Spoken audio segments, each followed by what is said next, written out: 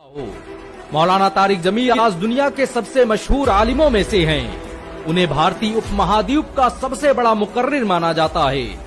उनके बयान डॉक्टर जाकिर नाइक के बाद दुनिया में सबसे ज्यादा सुने जाने वाले रिलीजियस लेक्चर माने जाते हैं। मौलाना तारिक जमील से मुतासिर होकर आज दुनिया के बड़े बड़े एक्टर, क्रिकेटर और बिजनेसमैन इस्लाम की तबलीग का काम कर रहे हैं।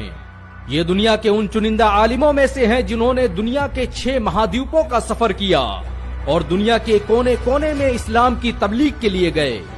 इन्हें दुनिया के मशहूर रॉयल इंस्टीट्यूट द्वारा विश्व के 500 सबसे प्रभावशाली मुसलमानों की लिस्ट में जगह दी जा चुकी है। मौलाना तारिक जमील का जन्म 1 जनवरी 1953 को पाकिस्तान के तुलंबा शहर में हुआ था। ये पंजाब के उस राजपूत खानदान से ताल्लुक रखते हैं जिसने कभी कुरान से मुतासिर होकर इस्लाम कबूल कर लिया। इनके पिता पाकिस्तान के सबसे बड़े जमींदारों में से थे। मौलाना तारिक जमील शुरुआत में एक डॉक्टर बनना चाहते थे।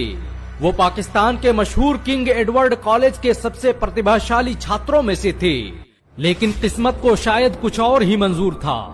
किंग एडवर्ड कॉलेज में पढ़ाई के दौरान ही उनका सामना तबलीगी जमात से हुआ और फिर यहीं से उस कहानी की शुरुआत हुई जिसने डॉक्टर तारिक जमील को मौलाना तारिक जमील में तब्दील करके रख दिया।